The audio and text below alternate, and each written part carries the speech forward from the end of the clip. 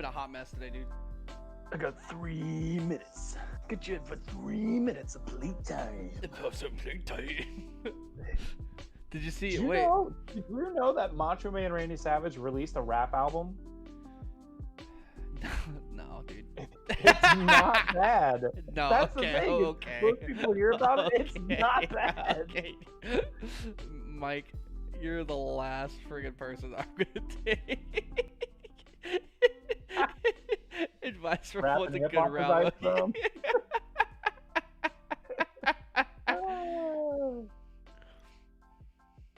He has an entire song. He has an entire diss track about Hulk Hogan. Okay, it's fire. Never mind. It's great. I changed my mind. That actually changes my mind. Yeah. Called Be a Man Hulk. Wait, what was it called? Called Be a Man Hulk. I'm trying to remember the specific line. It's like the chorus is like, "Be a man, Hulk. Yeah, don't be scared." And then it's like he starts like when he gets into the verses, he's got something. He makes fun of something that Hulk Hogan did, and he's like, "While you were doing that, I got myself a feature role in Spider-Man." He did. He was there. He He's was definitely there.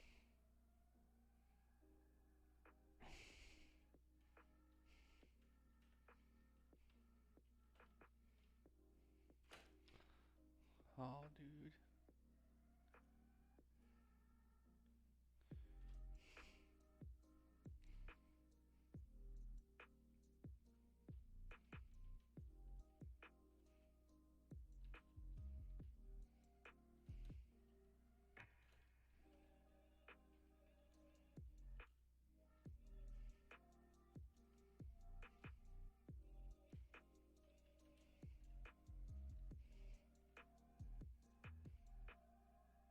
Find any good holiday deals? No. Any purchases you can't live without? Too many of them. So all of them. Do you wanna hear about my old man moment from earlier today? Yes. Went with my dad to Costco. He wanted to go to Costco, and of course they have all of their holiday deals are out. Everything's in abundance. It's Costco. You're gonna get a 5-gallon jar of mayonnaise. Like everything's in abundance, right? They had a 55-inch 4K television for $350. That's pretty fire. Blew my mind. I'm like, man. I'm like thinking about that Sony Trinitron that my dad bought for us kids to have in our room to watch TV and play games on. It was almost the same price in early 2000s. Like 7, 5, 4. Skip 6 because I'm a G. 3.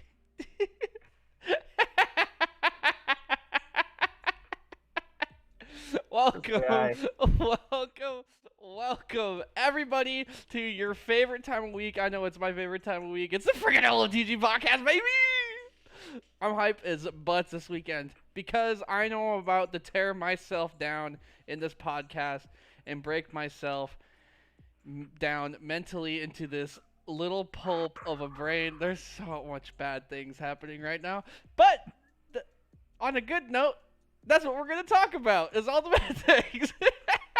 We're going to get it out of our system. We're going to work through this. I'm going to get this out of the system right now. I'm pretty sure Seattle Sounders just won their playoff game. So Well, that's good. That's something to be I'm in party mode right now. So let's break my emotionalness down. I am Refresh, aka Refresh Media, and this is my co-host. I am the Mohawkmike. On all platforms.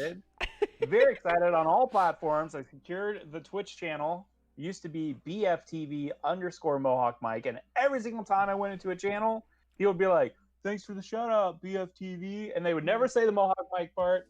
But thanks to Twitch and their ever-evolving policies, I was able to snag the channel name, The Mohawkmike. So if you see me in the chat, holla if you hear me. Wow. Alright, we're gonna go ahead and jump into our first topic of the day.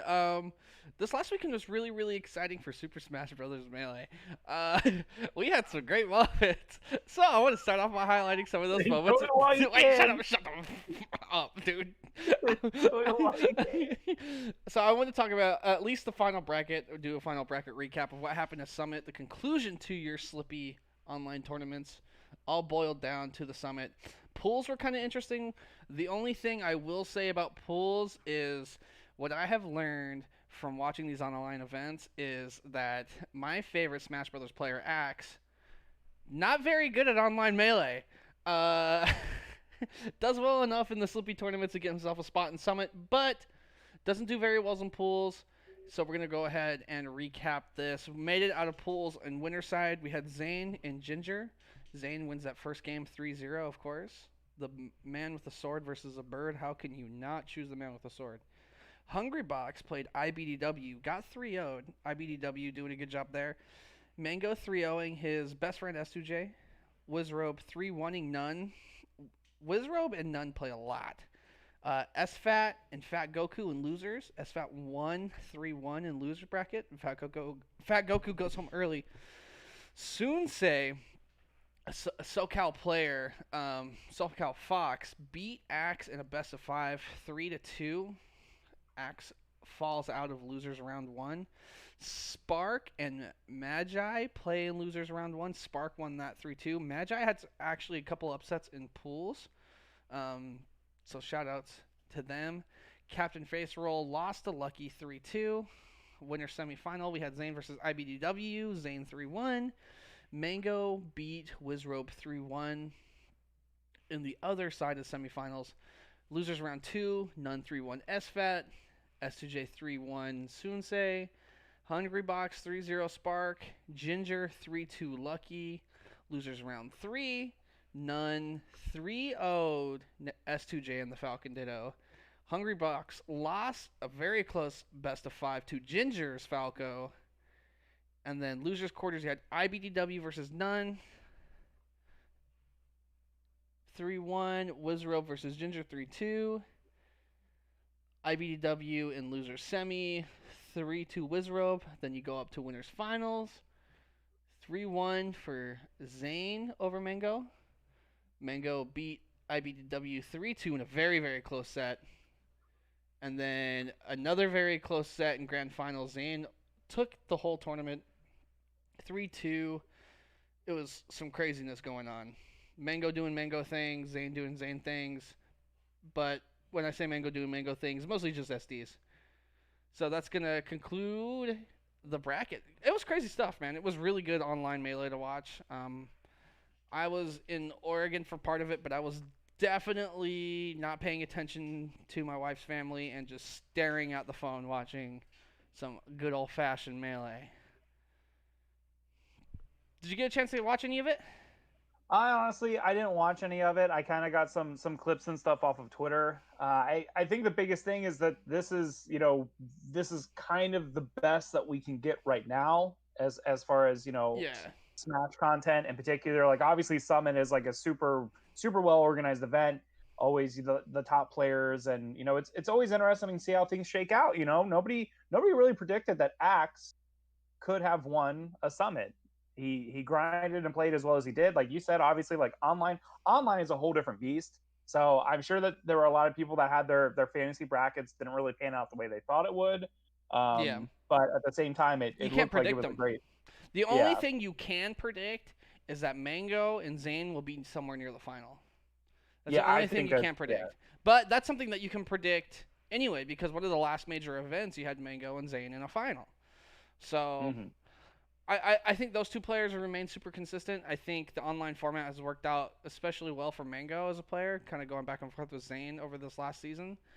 But let's go ahead and move on to the next topic. I'm going to sprinkle... We have a lot of Melee talk today that I'm bringing up, so I'm going to sprinkle, a little game I like to talk about. It's called Call of Duty.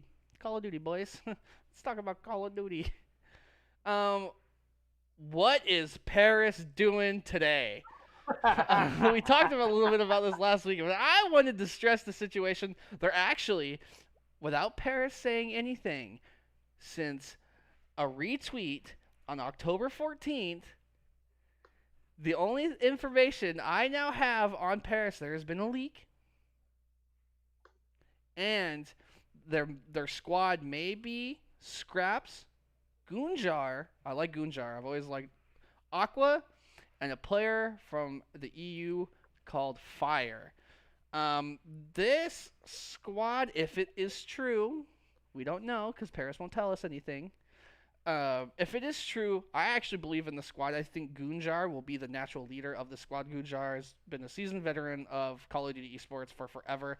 Gunjar was actually like my favorite player in Call of Duty Ghosts. Hopped around a lot of teams, but just super solid. Every single time I watch Gunjar play, always in the top, super, super solid. So I'm curious to see how he plays in the meta now. Took a couple seasons, kind of fell down a little bit, played in Challengers last year. Actually won the Challengers League. So it's good seeing a player so well performing in the Challengers League, making it back up into the pro. It kind of gives me hope for that, especially with this new format of Challengers League this year.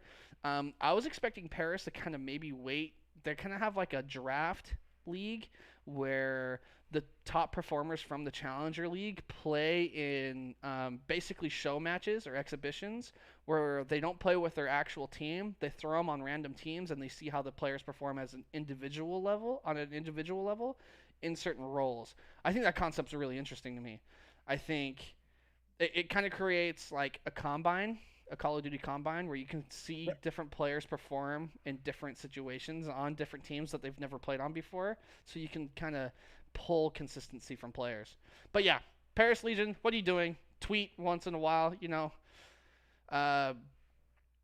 Seattle Surge tweeted once this last week, so that got me happy. Yeah. Meanwhile, Optic and Envy and 100 Thieves are selling hoodies. cranking out tweets to sell hoodies. I'm pissed, dude. I just want them to tweet so bad all the time. I will say as well, though, just to kind of jump off of what you just said there towards the end there, is that for me, like as well, Gunjar has always been one of those names that's always been prevalent, but I don't think he really gets talked enough. He's not really thrown into the conversation. He never has as been. much. Yeah, it's just kind of odd to see, especially as long as he's been around and competing. Like, I don't know, maybe we'll see things get shaked up for next season. I hope so. Yeah, no, Gunjar, like I said, super solid player. I feel like super methodical, well thought out strategy. Mm-hmm. So that's something I would like to see brought back to whatever team he's on. Let's hop into this next one. Let's talk about some traditional sports, kind of. Yeah, speaking of kind of crazy next season playouts, the NFL has officially announced that the 2021 Pro Bowl, which is normally the big all-star game that's held, players are voted in, and it's an exhibition game, so to say, but a very big honor nonetheless, is going virtual this year because of the pandemic and the restrictions to travel. The game is traditionally held in Hawaii. So all the players fly out and they do, media scrum, they do all this stuff. And then they play the game. This year is going to be held online with the players themselves playing over Madden. Now, one of the unique things about this is obviously, they're playing the Madden game instead of an actual football game, but the process is still the same. So people are still going to vote the players in. It's no different. And they're going to be playing Madden online. It's just the NFL Summit. Yeah, absolutely. I think the NFL Summit, that's a good way to put it. That's the thing. I don't think it's going to be, I didn't see any news specifically if it was going to be within a bubble. I think that all the players are going to be playing from home. But that said, not only is this a great alternative to, instead of just canceling and saying, hey, we're not doing the Pro Bowl this year, I think this is a brilliant marketing strategy as well for Madden. Madden is already an extremely popular title. People, I don't think really, not necessarily give it the credit it deserves, but a lot of people just kind of poo-poo it because it's a sports simulation. It's an actual game about a game instead of other esports. So I think we could see the number. There is already a fully competitive and well-structured league for Madden. I've worked a handful of those events. You as well. Yep. those players are super passionate. They always show up in great numbers, and there's a huge legacy there of players that have been competing for well over a decade. So now that the NFL is actually using this for the Pro Bowl, I think it's going to help both ways. There's probably going to be some backlash from the actual traditional sports fans. This isn't the Pro Bowl. This isn't. That's Do you know not how many of football, those people watch the Pro Bowl anyway? Zero, dude. I've never been a football fan that said, I'm going to watch the Pro Bowl this weekend. Yeah. I think this could be something where you could branch off to maybe a little bit younger of an audience and more of a, like you said, a different community, someone that can actually embrace this. And what if it goes off like crazy? I could see something like this staying instead of the Pro Bowl. Like if this has more viewership and more traction than the actual Pro Bowl, because that's something that NFL has struggled with before, and I think the NBA is finally starting to catch up with. A lot of these all-star exhibitions don't really go over that well, because the players aren't really trying that hard. They're trying not to get injured during the off season, and like there's not really incentive to win. I mean, you win like 10K if you win the Pro Bowl. Well, and I would 10K say for the Pro Bowl players. The example that you lead it into is like, I think as for basketball, the slam dunk contest is actually more popular than the All-Star game. That's what more people view and turn into. But they've spiced up the All-Star game as well and kind of made it more. They've put a little bit more push on it, and they've been like, "Hey, players, this is important." So, but I feel like the NFL's always kind of struggled with getting people to interact with the Pro Bowl. I think the Pro Bowl will just kind of be like, the Super Bowl's coming up soon. Yeah, I would love to see the way this shakes out is that, every year they have, call it the virtual Pro Bowl, whatever you want it to be, but having each of these players, a lot of these players already have their own Twitch channels. Yeah. And they do some kind of gaming activations on their own. I am very curious to see what viewership turns out to be with each one of these players, if they are streaming or if there is one central stream, what the viewership looks like, because that could draw in bigger numbers, like you're saying, just off of, people who are already fans of them and follow Twitch, and in accessibility too, that they just turn on the stream and they're watching it. It's free to watch. You don't have to have a cable service. Yeah, exactly. Could turn out very, very well. But what hasn't turned out very, very well for a certain Counter-Strike player? Tell me. Talking about Flusha was indicted for claims of tax evasion from the Swedish government for winnings that he had received from tournaments dating as far back as 2005. How, dude?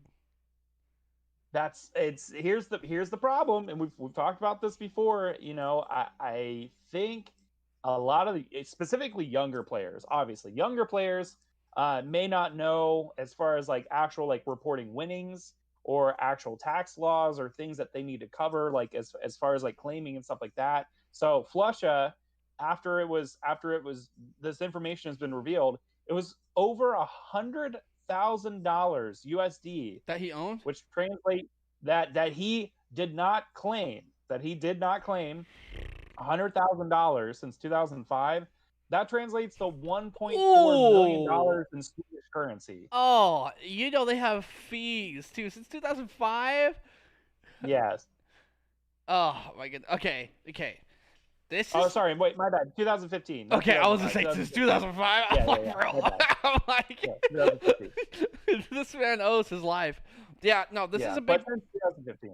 This is something that either organizations or team managers need to start actually teaching their players. Oh, absolutely. It's because I guarantee he's signed under a contract, right as a contractor to play for an organization, not necessarily an employee of the organization, which means you have to fill out a 1099 form. A 1099 form is a form where you have to actually report your own earnings, and if you have spent money to make money, you also have to report your return. Like, what's that called? What's the exact word for that? For the 1099? Yeah. It's most commonly referred to as non-employee compensation. Right. Okay. Non-employee compensation. Okay. Yeah. But yeah, basically you have to report what you have made, and if you spent any money to make that money, you have to report what you spent as well to help with your tax write-offs. I cannot stress this enough. I live in a very lucky bubble where I've basically been a 1099 my whole life, and I've been trained to report my own earnings. But I think the lack of knowledge for most players is probably here of not Mhm. just not knowing what to do, not knowing how to report your taxes, and they're like, oh yeah, well they didn't take tax money out of my earnings, so I must not owe anything. That's not how it works. Mm. Um, Yeah, or not receiving any tax documentation from the well, organization or the tournament advisor, or anything like that as well. They just right. completely just skip over it, forget about it. Well, So, even if the um, organizer doesn't send it to you, you as a player still need to fill a 1099 out. That's not something mhm. that the tournament organizer is required to send as a document.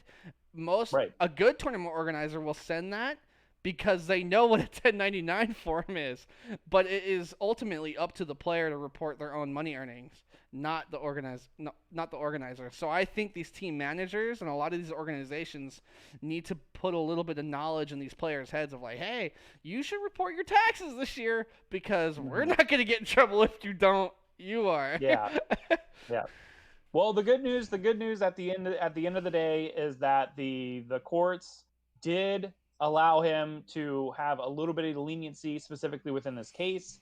He ended up paying $23,000 in previous fines associated with the money that was not claimed, as well as it's 120 days in community service.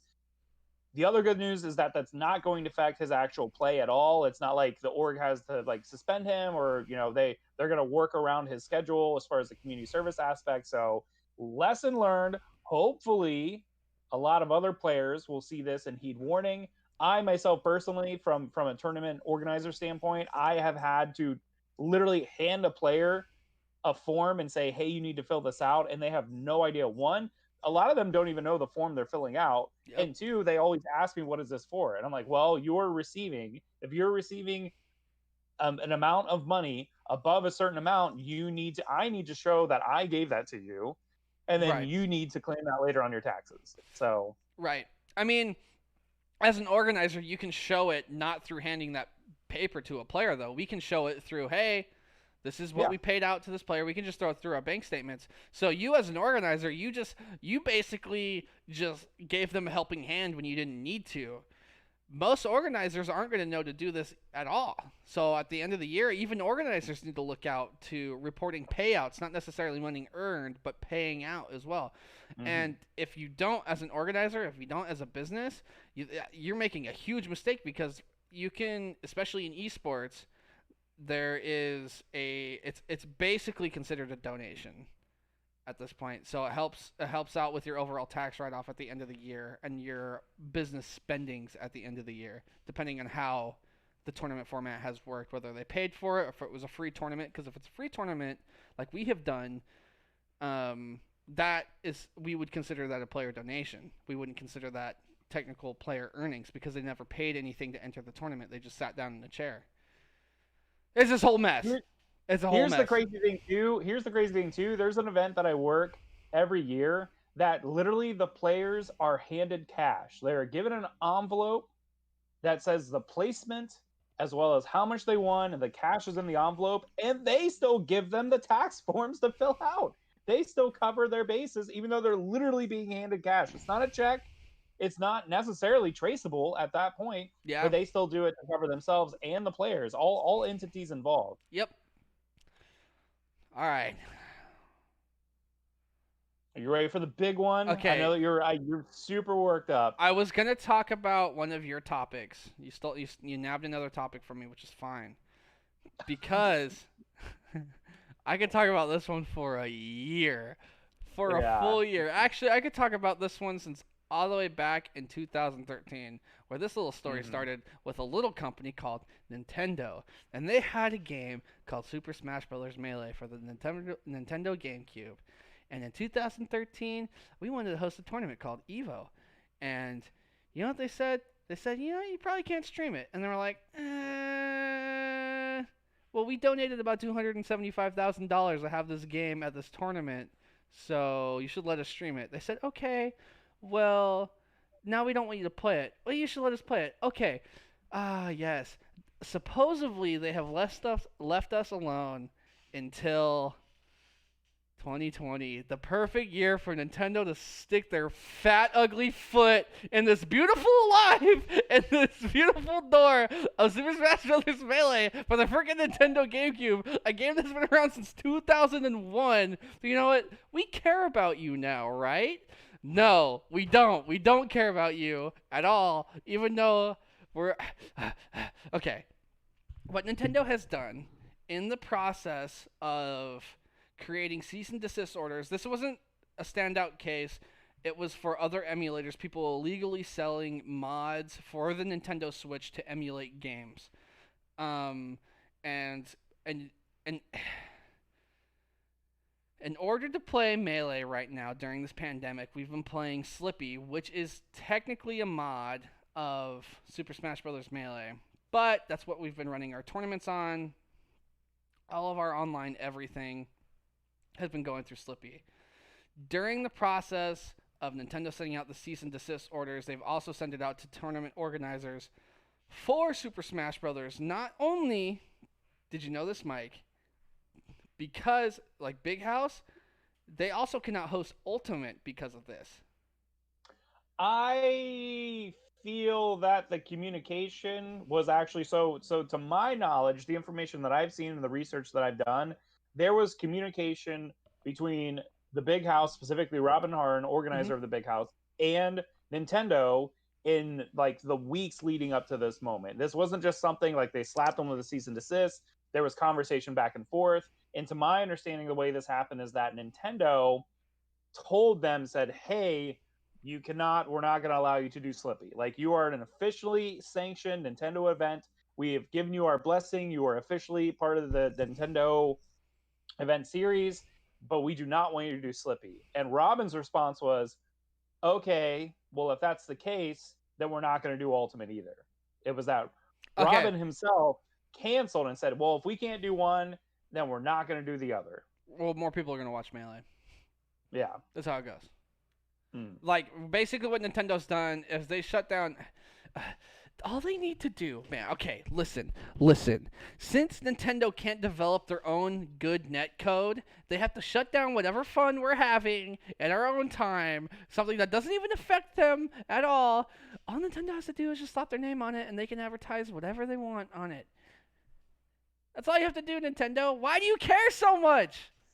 So I have to play devil's advocate here, and you and I both we've worked a lot behind the scenes at these events. We'll agree with this. I have personally interacted and worked alongside a lot of representatives from Nintendo, and I have a lot of stories that I could tell and a lot of inside information as far as my dealings within the situation. But I have to play devil's advocate because here's the situation: you're talking about a game that literally has no financial standing anymore with Nintendo.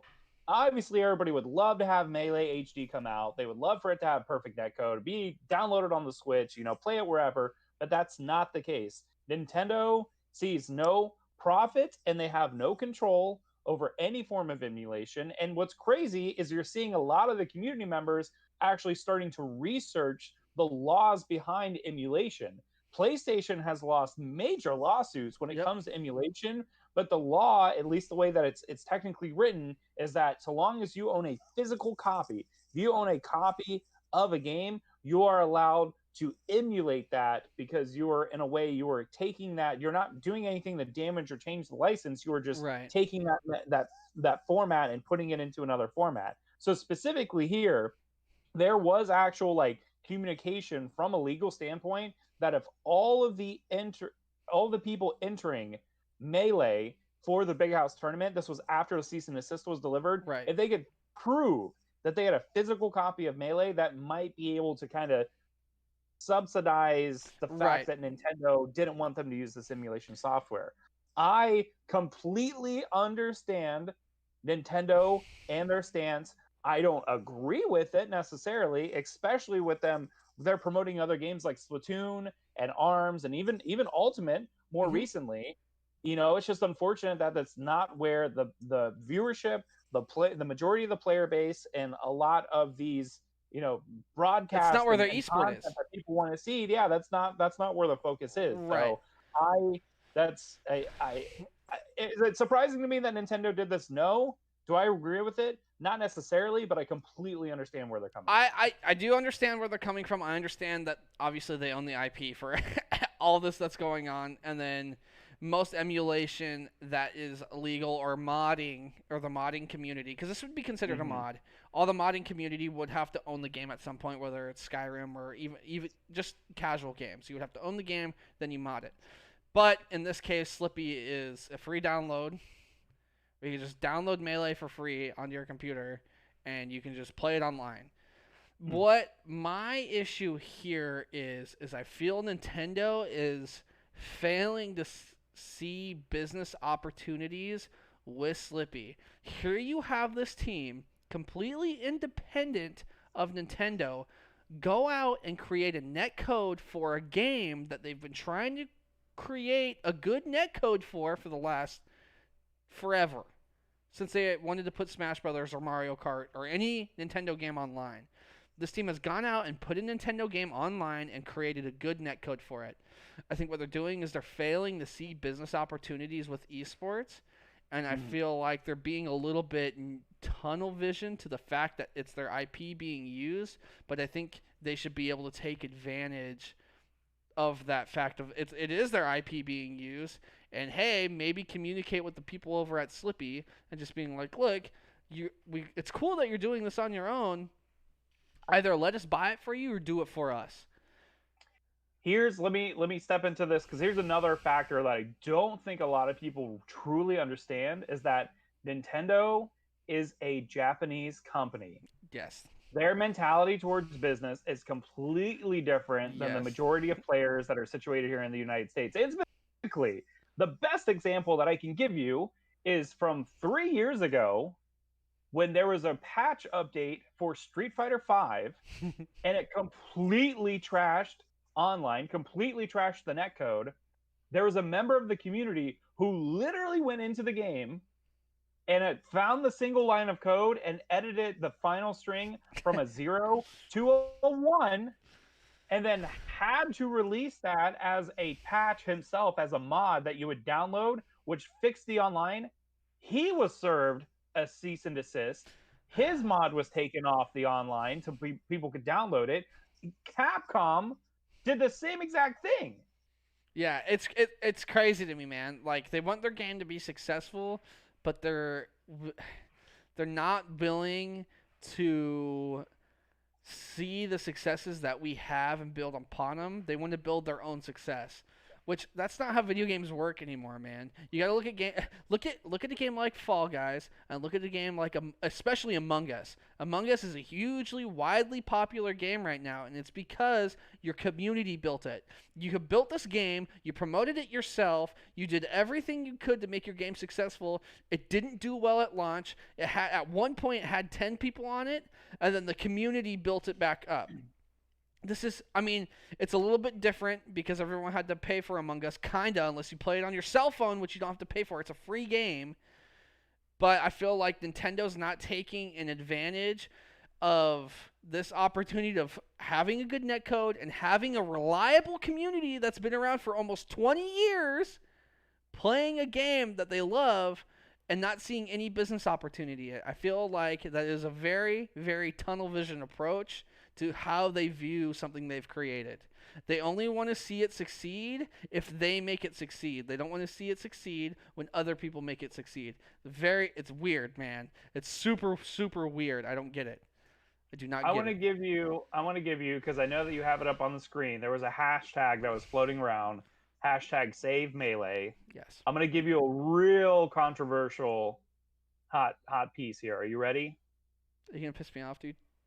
I don't think people should not be tweeting out hashtag save Melee. They should be tweeting out hashtag screw Melee. And here's why.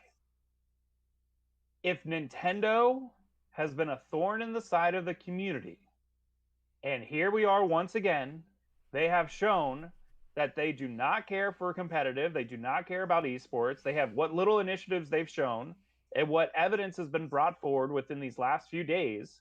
Why are people still wanting to play Melee? Why when you had Icons come out by the same people that did Project M. Different game. I understand it's a different game, but why hasn't another developer sat down and truly made a game comparable to Melee? Why doesn't the community say, you know what? Let's throw up a Kickstarter. Let's do something that we own and we control.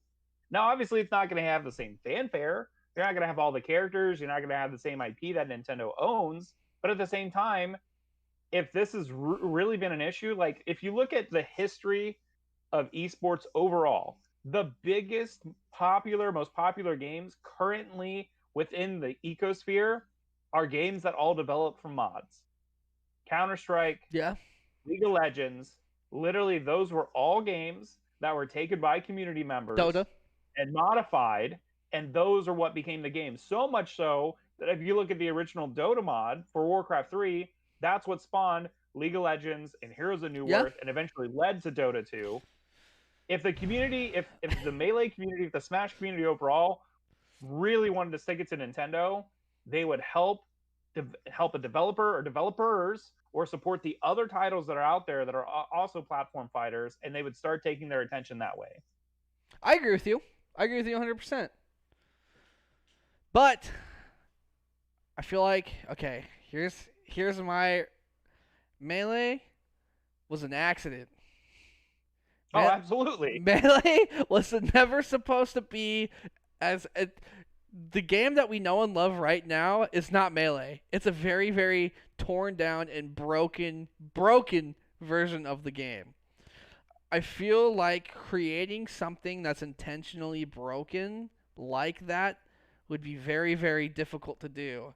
And I feel like that's why games like Icons hadn't succeeded, because there's a completely different feel where there's a technical aspect of the game to allow you to do certain things, and then there's a difference between that and the game being a certain way and you figuring out how to break a game and you forcing that game to do it.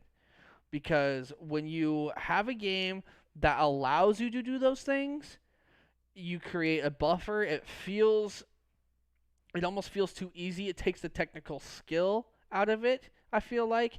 Because when you have something like let's just say something as simple as a wave dash. If there is a button command for wave dashes to happen and there's any point of input buffer, it's just going to feel easy to do, and it's just not going to be rewarding to execute.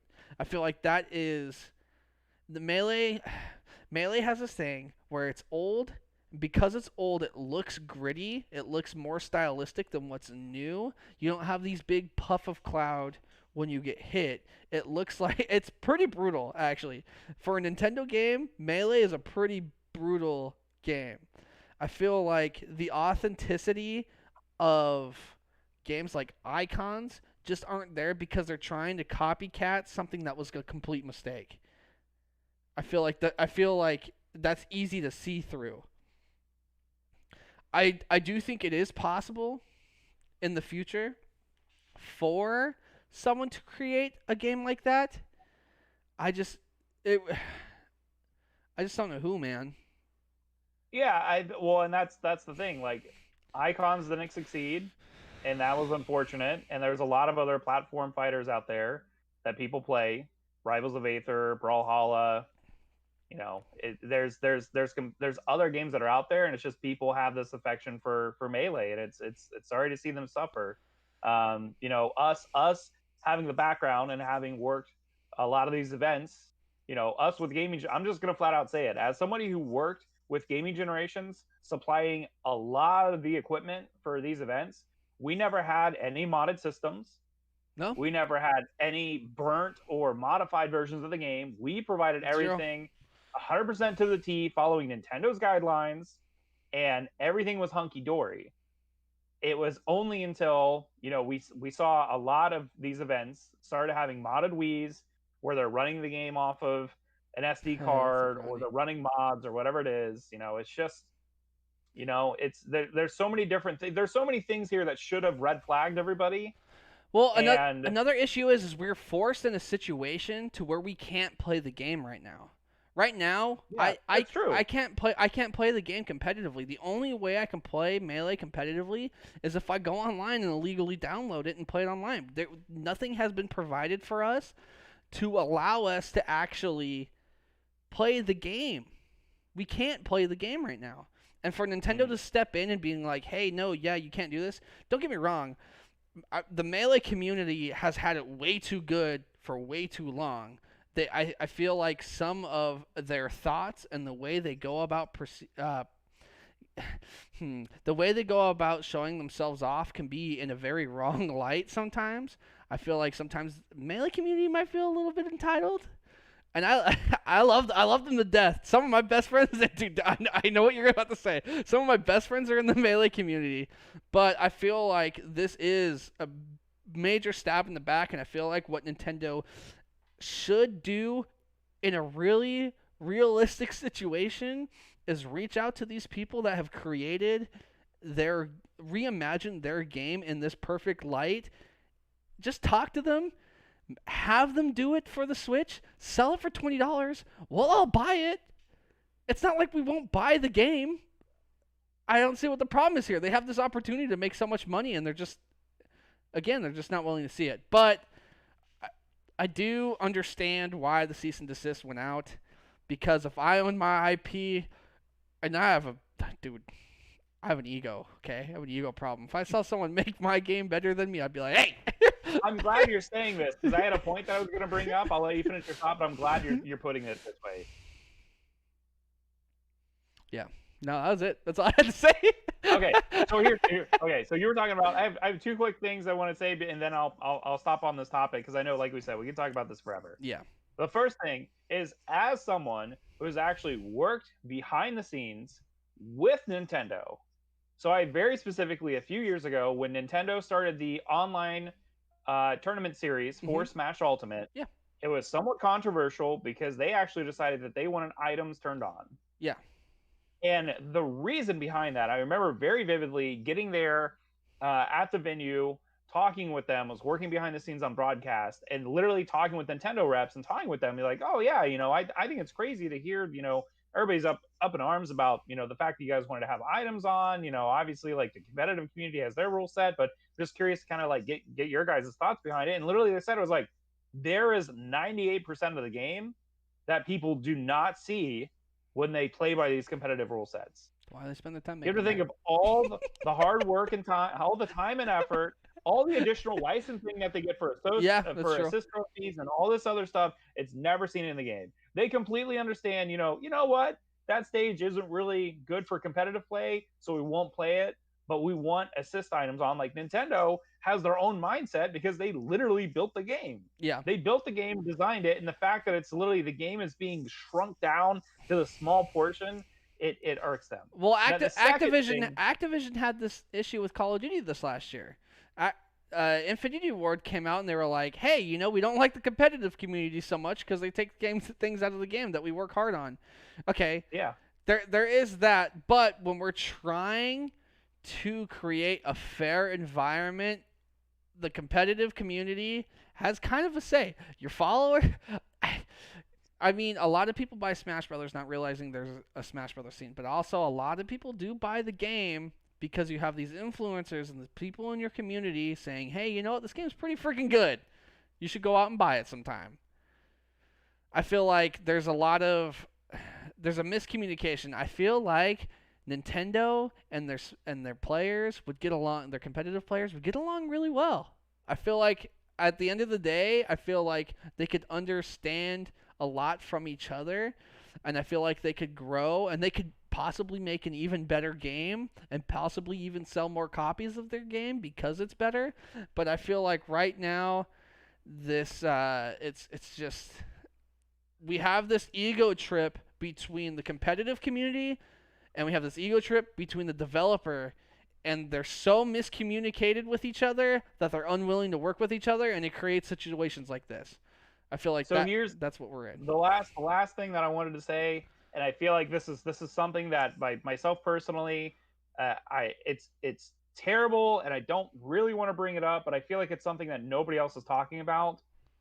We're living in a system where just a few months ago, a lot of the top names, influencers, players from the Smash Brothers community were all accused or were brought to light the horrendous things that they had done within the community. Specifically, a lot of them all related to sexual harassment. Yeah, And for what I game though? feel it was mostly Ultimate. I don't remember. Then why Well, the I fuck don't know with that I can us? really say anything. But here's okay.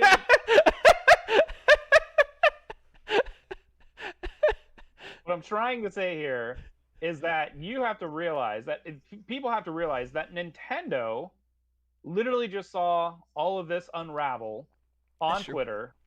I mean, there are people, there are commentators, there are pro players that are, when things come back and events are back happening, I don't know that they're ever going to come back. They won't. I don't know that they're ever going to They be shouldn't. allowed back. They won't. So you have to look through the eyes of Nintendo and see that not only did this community, specifically at a lot of these events, somehow foster things like this to happen, somehow foster this culture to happen, not necessarily at the fault of any one person or entity, but now Yeah. they have to also protect their IP. Like, I feel like there's some kind of weird, like, We smoke and created mirrors, like, a oh, terrible PR situation for ourselves as a competitive community. An immensely Yeah. terrible PR situation for ourselves. If this would have been, could you imagine if this was a Call of Duty League? Activision would have shut that down so fast.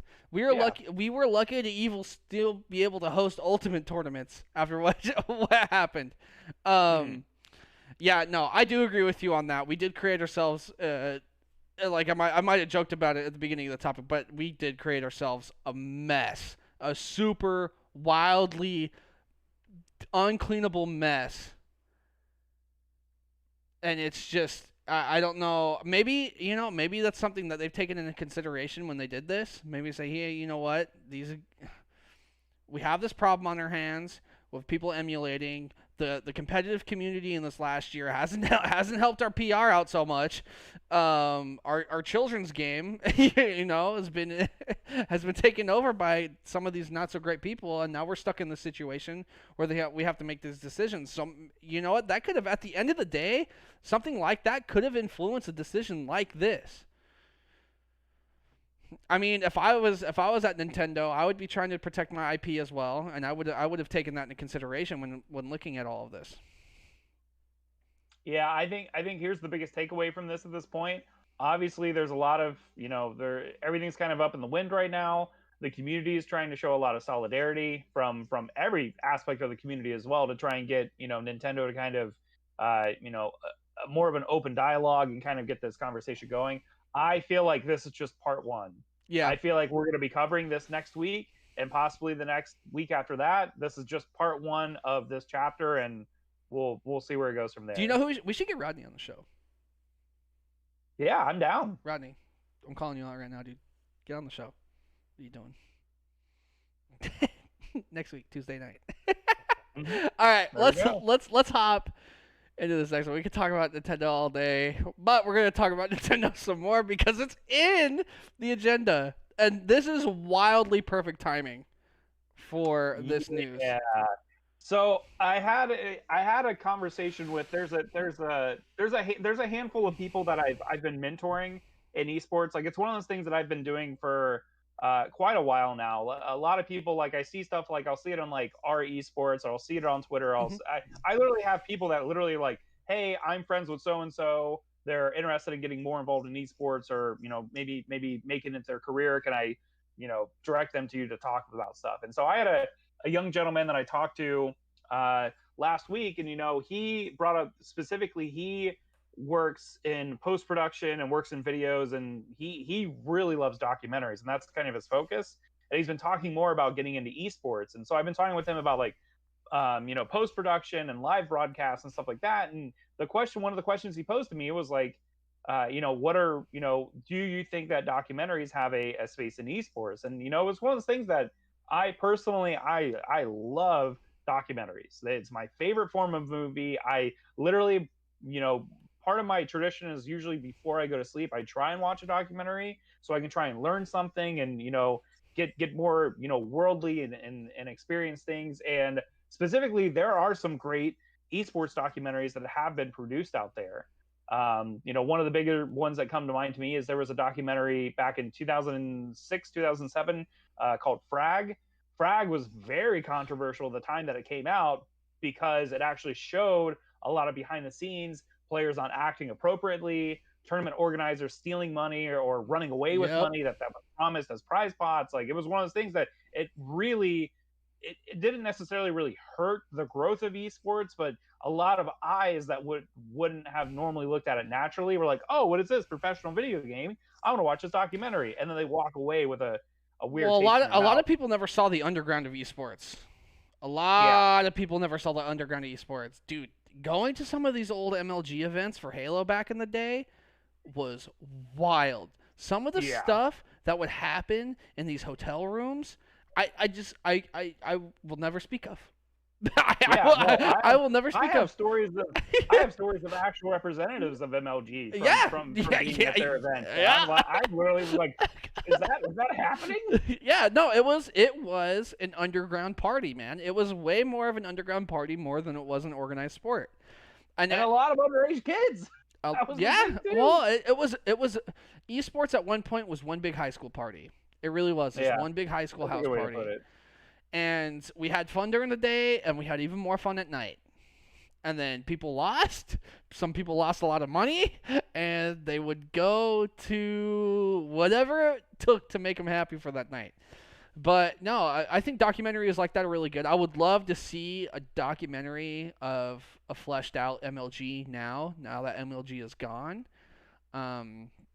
I would love to see someone come out and make a fully fleshed out documentary of that organization, because some of those events had some crazy, crazy times. Yeah, I think that not only does that sound great, but that's something that I think that a lot of the newer companies like ESL has produced their own documentaries. Yeah. League of Legends has produced their own documentaries. I think that's one of those things now that, a lot of these, now that producing content is a major factor behind an organization. I think a lot of them are looking at the fact, that, they should produce some kind of documentary, if nothing else, as a marketing strategy to get new eyes, but then also build the human interest. And that's specifically one of the documentaries I wanted to talk about was the Smash Brothers. That really, really helped the explosion of Melee and Smash Competitive. And the thing that's interesting, like you said, it's perfect timing right now. The same director of that original series has a new documentary series, which is supposed to be, this is like the sequel, the follow-up, called Metagame. This is going to be an 8-part documentary series. It's like 8 movies. It's like 8 individual movies profiling all the Smash gods, and it looks, from the trailers and the things that I've seen, a lot of content from a lot of events over the last couple of years. I'm really interested in Apex 2015 just because I was there. Goodness, I worked at an event. I literally, I may have PTSD. I'm not sure, but you're gonna be cold sweating in the corner of your room, dude, watching the Apex 15 recap. But yeah, Metagame, it's very interesting. Nintendo comes down with a cease and desist, basically saying that they're not in favor of online Melee. So it's almost like history somewhat repeating itself. And now we have that original documentary, which helped really expose people and grow the scene and reinvigorate it. It's back again. This is the fire growing right here. Mm-hmm. I think Metagame is coming at a really good time. I feel like a lot of people don't know the importance of the history of the esport, especially in recent years. The Smash Doc helped a lot of people get into the esport. I can't wait to see the most recent years be fleshed out on screen, whether it's behind the scenes. A lot of stuff people might not know. A lot of turmoil in the Smash Brothers community throughout the years, and a lot of people don't know about it. Bad, dude. I really hope the second GTX is in it. Yeah. Do you remember them? Were they there filming? Do you remember any? They weren't filming there, I don't think. Okay. I don't think, dude. They didn't interview me. They didn't interview the right person. If it was there, I would have been, I would have been all about that. But yeah, no, I think this is a fantastic time for this documentary to come out. I do feel like documentaries in esports. Another great documentary piece, or pieces, I should say, is the Vision series by Optic Gaming. A lot of behind the scenes stuff. A lot of they even captured a lot of the fights. Hitch or Hitch a Ride from TST or Optic Gaming now directed and filmed a lot of that. They cut a lot of arguments behind the scenes between the players, how they went over strategies. They even had players that were just recently cut do interviews. I think it was one of the more raw esports material period, and I feel like a lot can be learned from a piece like that and the Smash Brothers doc. But yeah, no, I think it's fantastic timing. 100%, it's needed. I think it's very interesting as well. The strategy, the previous films from the Smash Brothers were just uploaded on YouTube. And it was one of those things that just kind of organically started gaining this viewership, and then it started getting to like the thousands and hundreds of thousands, and then it started hitting millions, and it really started circulating. This time, what they're doing is they're debuting the films on Twitch starting on December 11th. It's going to be a multi-night viewing party. So I'm curious to see one. Obviously now, what was that? So get your popcorn ready, baby. Yeah, I'm super excited about it because one, I plan on watching these. I'm super invested. I'm very excited. I want to see them. I'm excited more so to see how is the community going to band behind this. Obviously, with the recent drama with Nintendo, kind of trying to push out competitive Smash. But then two, live chat. While this is going on, how many viewers is this going to hit? How many people are going to be active in the chat, banding together while this is going on, reliving memories from these events while we can attend events, while also having future events in jeopardy? I think it's brilliant. I'm so excited for it. It's literally something I've circled on my calendar. I'm looking forward to immensely, and we'll just have to see, watch it together. See how it plays out. I absolutely, yeah, I would love to do a viewing. They haven't announced yet. Funny enough, I don't know if they're going to do any co-streaming or any specific kind of like hosting. Like I would like if Hungrybox on his stream is watching it and kind of giving like his reaction, his take would be wild. Because a lot of that early God stuff would be him losing and his come up, his reaction to some of those tournaments and his emotions and how he was getting his first major wins and how he was starting to become a consistent player. I would love to see his take on that because HBox is a very interesting player when it comes to stuff like that. Being someone that has been rooted against for so long but has grown in skill level and then really calculated consistency, I think that's something that would be super interesting. Yeah. So now with these players hopefully being a little more behind it, and obviously their reach has grown exponentially. A single tweet could completely start seeing crazy trends in viewership. Oh man, I'm kind of scared for the whole live viewership thing. Some crazy things we could say, like, I remember when I was there, this happened. Like, whoa. I mean, maybe, but that's what I'm saying is like I think chat's just gonna be going too fast. Nobody's gonna be able to act. That's good. But who knows? We'll see. Like you said, I may have to have a blanket ready just in case I do start actually having. I think that's a crazy thing too. Is like I have so many stories from events myself that like watching it, I'm curious to see what footage there is and what is covered because obviously everybody has their own stories that they can tell from the tournament. Things like this. But yeah, so I'm also eager to see like from somebody's viewpoint how things went down. All right, let's move on. No more Melee talk tonight. Talk to me. Well, this is a really cool one. So we're seeing a lot more government agencies getting into esports as a form of seeing it's like an investment for the future. Yes. Specifically, it's involved more particularly with the youth. It's a sector of the technology sector that literally people are maybe they overshadow or like the old guard doesn't necessarily see so much. So the Malaysian government for the third year in a row has dedicated funding to invest in growing not only the esports scene but also the esports infrastructure. So for 2021, they have announced they have a total of $3.6 million that they are investing into esports. And like I said, this is the third year in a row. And I think that this is a trend that we're going to be seeing a lot more of. You know, I've talked about it before. I really feel like the future of esports, it's going to be collegiate. It's going to be high school. It's going to be grassroots amateur organizations, because we have the top of the pyramid, right? Yeah. We have the top layer. If you want to play professional, here's your league. Here's how much money you can make. Here's the teams you want to get signed on to. But we have no actual path. How do you go from literally a new player to a professional? So the fact that governments are starting to recognize this, literal government agencies, they see this as far as an investment, like I said, for tourism.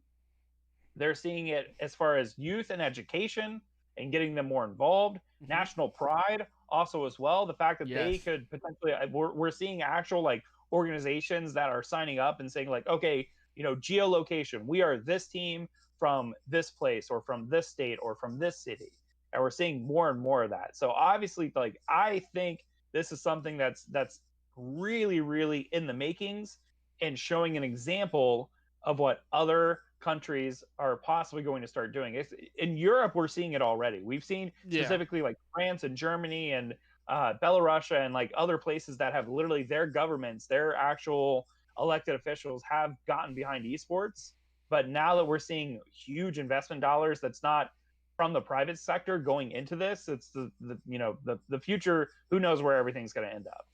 I think this is really big. Something that a lot of people don't know is there are actually quite a few states or districts in the United States where their city council actually has a budget set aside for private events, and a lot of them can be approached to possibly host a esports event. I know the state of Washington, they have a hotel tax, and for the hotel tax is $1 for every night you stay, and the city keeps that dollar in a reserve. So when you present that, you can go to the city council basically, and you can be like, "Hey, this is an event I want to do. I think this can bring in tourism." So this is something that can actually happen in the United States as well. I'm super glad to see Malaysia come out and just be like, "Look, we're gonna do this, and we're just gonna do it. We're just gonna throw money at it. We're gonna hope it grows. We're gonna see. We want to see it succeed in. We want to succeed. We want to succeed. See it succeed here. Holy moly, that's a lot." I feel like there can be a bigger effort from us as a country to expand on this thought. So, if you're looking to host a big tournament in your city, talk to your city officials, see if there's any hotel tax, see if there's something set aside for like a tourism budget, because that is something that was in the works in Washington, but because of the pandemic, we weren't really able to work out. But best believe when the pandemic's over, I'm gonna hit up my city council. I'm gonna see what I can do to possibly, I feel like something that doesn't happen in a lot of these esports is expanding your thought into finding your budget in other places besides attendee dollars. And I feel like this is a very good route to take to say, hey, look, I feel like I can bring tourism to your city. Can you help me out a little bit? Do you guys have maybe help me out with the venue? Maybe help me out with this, and this, and maybe some city needs. But yeah, I'm glad to see someone somewhere is seeing the benefit in having a positive outlook on esports in their community. Yeah. I can personally attest to the fact that I in 2014 I had a job opportunity. I moved out to Las Vegas, Nevada. And the thing about that is we were there to basically build what was going to be the first dedicated esports facility. A few months went by and like we hadn't really had any traction, and like the company was really just kind of like sitting by, and they were waiting for like other investments to come through and stuff like that. And I was like, you know what, guys, I'm gonna take next week, and I'm actually gonna go to the city council meeting. So I went to the city council meeting, sat through the whole meeting, and then at the end when they had open comments, I went up, signed up my name. They called me. I went, introduced myself, tried to explain to city council as well as I could what esports was, what the company I was working with was doing, and basically the infrastructure that we were trying to build with this new emerging competitive entertainment format that was completely different and hadn't been seen in Vegas before. I literally, once I left the podium, didn't even get 10 steps to the door, and I was already approached by 3 representatives from the city, specifically from the Department of Economic Development. Yep. They were crazy. Eat that they up. wanted to know more. They had, like, oh yeah, I've seen online, I've seen these videos of these video game tournaments, but I don't know anything that's going on. I will tell you, one of the proudest moments of my life was when we got that stadium built to the point that we were hosting our first event.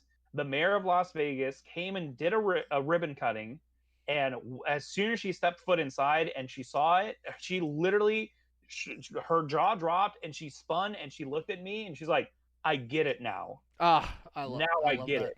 Having never been to an esports event before, having never fully understood what it was, she literally turned and she's like, I get it now. Now I get it. Yeah. And she stopped by a few days later during Championship Sunday just to even check it out, just to be a part of a crowd and kind of engage in it. And I think that's the thing, is that, we're seeing more and more actual cities realize that this is something, there's so much growth potential.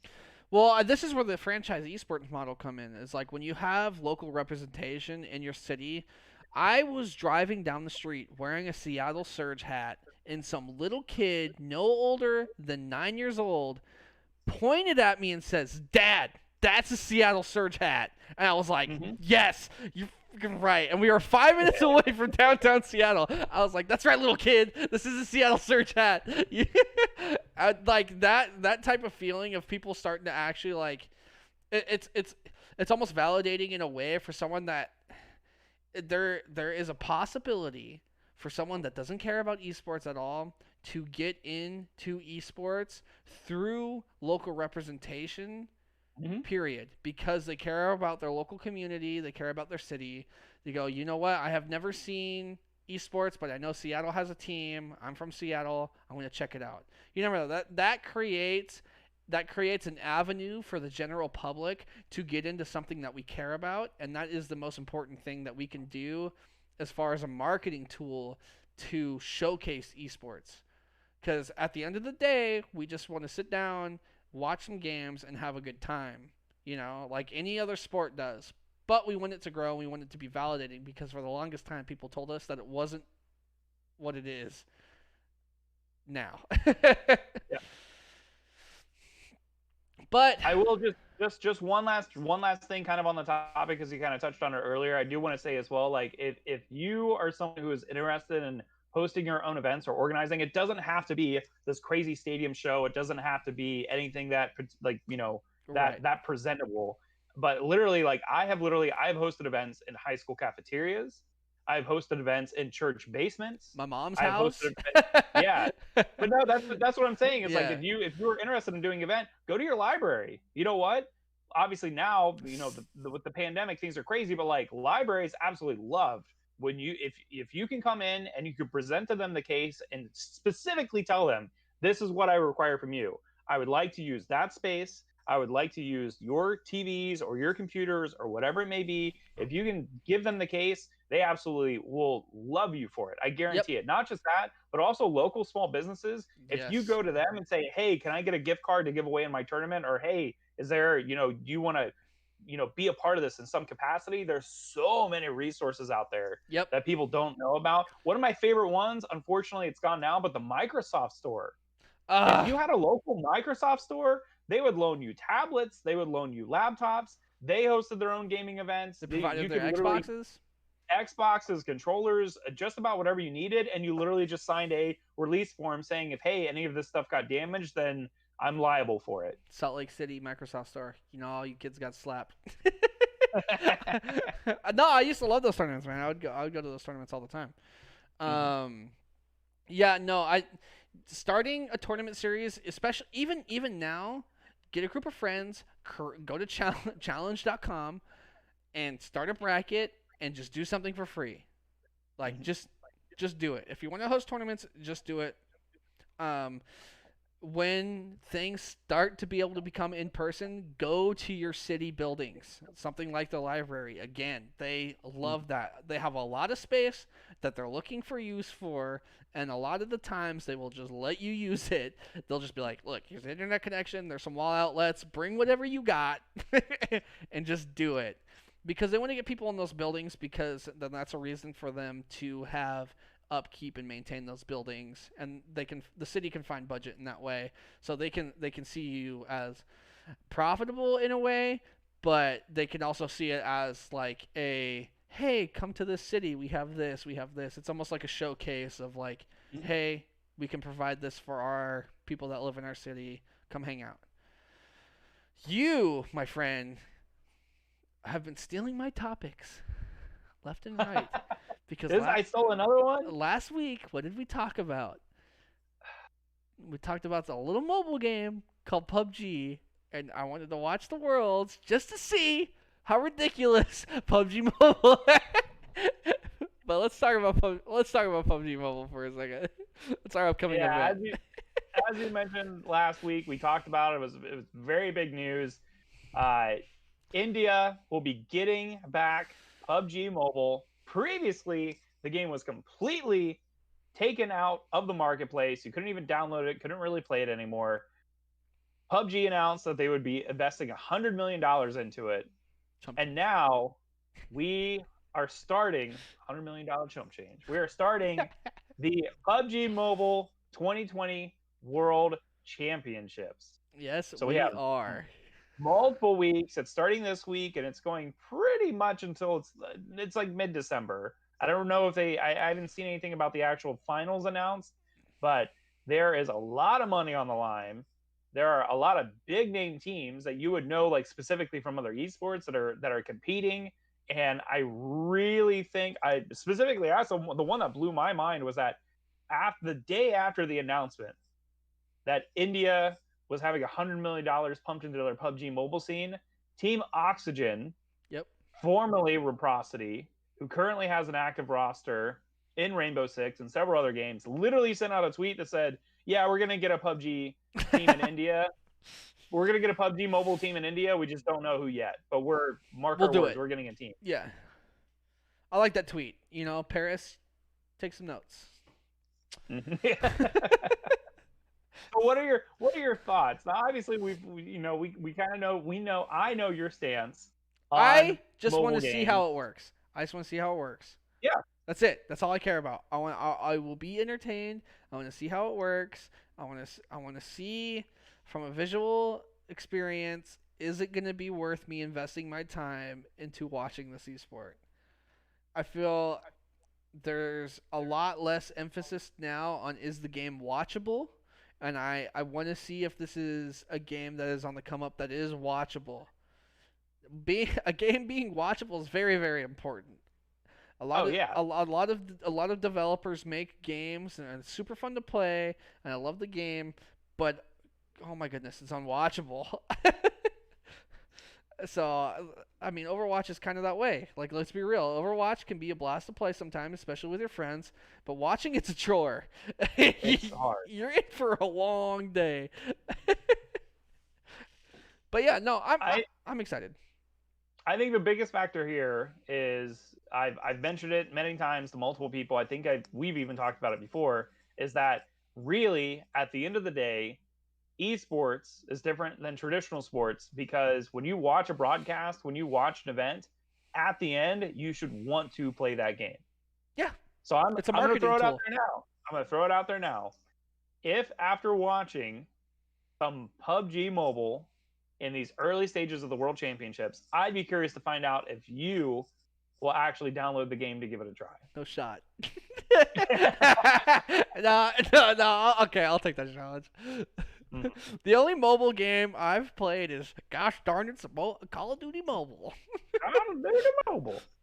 I have played PUBG Mobile. I downloaded it, basically played through what little tutorial they had with like bots or whatever it is, and then played a handful of games, ended up actually winning a game. I think that's honestly more to just maybe for matchmaking, or maybe there were more bots in the game that I thought there were, and then I uninstalled it. Yeah, I'm like, if I am, then I need to download it again because we're having $100 hundreds million. hundreds of millions of dollars pumped into the game. All right, well, That's the lottery ticket I need to cash in. So yeah, go watch that. I'll be watching it. Where can we watch this, Mike? It's going to be, you know what? I don't even know where it's gonna. I assume it's just gonna be on their Twitch channel, but I don't know if there's a PUBG Mobile channel that's separate it's just from their Player normal Unknown PUBG. Battleground. Is it okay? Yeah, it's just their standard PUBG Twitch. Gotcha. All right, well, we're gonna go ahead and close it out. What are your final thoughts? Another crazy week. I just want to say, yeah. Outside of everything else, I hope that everybody is safe with the upcoming holiday. If you choose to celebrate responsibly in more ways than one. You know, what is this, obviously. A Dos Equis commercial? Yeah, it's a Dos Turkeys commercial. Dos Turkeys. No, I agree. Yeah, Thanksgiving's coming up this Thursday. If you're not in your family's house, probably don't go. If you are in your family's house, have a good time. Eat some food. Play some video games. Call of Duty Double XP. You know what I'm going to be doing. Have the day off. Probably going to be playing 10 to 12 hours. Yeah, I hope everyone has a great holiday. Not honestly, looking for events that are coming up this next coming weekend was hard just because of the holiday, you know. Do some responsible gaming shopping on Cyber Monday. Get on those gaming deals. I want to see you buy some more freaking video games. But do you know what time of night it is? Time to wrap it up. Do you know how we wrap it up on the show, though? Talk a little softer than we normally do. I'm going to put this mic up real freaking close to my face. I'm going to fade this music in. And let's just take a minute to, you know what? Because of the holiday, let's give thanks. I want to give thanks to the viewers, the people supporting the channel. I want to give thanks to this beautiful, beautiful thing in life that we have called video games and how it's brought us all together. You know what? It made us all just a little bit better. And this is your boy, Refresh. And one thing I do want to give thanks to is my beautiful bearded co-host, the Mohawkmike. Now, the Mohawkmike on all platforms, even Twitch. But for real, if you guys want to see some dope Call of Duty gameplay, go to twitch.tv/refreshmedia. The sickest call out. Alright, you guys have a great night. Thank you so much for... Oh, do you know what I forgot to do again, dude? What'd you forget to do? I forgot to put the thanks for watching message on the thanks for watching screen. So this is Mike, and I have to fill time while Alex can fix the graphics. Don't pay attention to him, only look at me, because he's trying to get to the end of the show. End of the show. End of the show.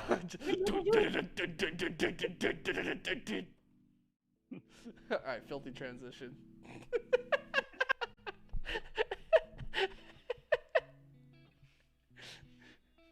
Nailed it.